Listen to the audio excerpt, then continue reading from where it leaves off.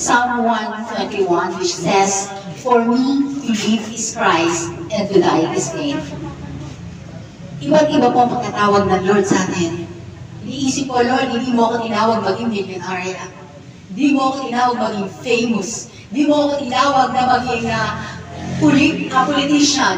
Pero tinawag mo po ako para mabuhay ng isang simpleng buhay.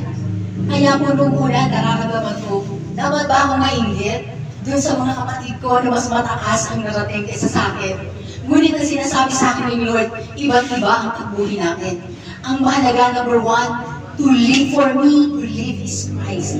Yung mabuhay tayo para kay Kristo. Kung mabuhay tayo sa pagkatawag niya sa atin, yun na yun. Kung si Sister Feli tinawag na maging teacher, nagampanan niya yung magiging teacher ng buong puso, si Ate Oni, nagampanan nila yung purpose nila na maging guro. Ayun ay tamang-tama na sa Panginoon. Yun na yung journey nila sa lupa. So, ang sabi dito, for me to live is Christ. Ano ba yung gusto ni Christ? Ang sabi ni Jesus, love one another as I have loved you. Yung buhay po ni Ate Vilma, buhay po siya ng isang taong mapagmahal. Kahit po hindi po kami close na gano'n sa isa't isa, pero nararamdaman ko po yung magmamahal niya. So, tuwing uuwi po ako sa probinsya dito, ang warm po ng pagbati niya, yung pagyakap niya, yung pagngiti niya, na sobrang excited siya na nakaka-uwi kami dito. Tapos hindi lang po yun. Yung po sa Facebook, #1 liker po. Napopost mo pa lang, hindi kami nag-like agad. Sino ba yun? Sino ba yun? Ate Vilma pala. At alam ko, witness din po kayong lahat kung paano po siya nakitungo sa inyo.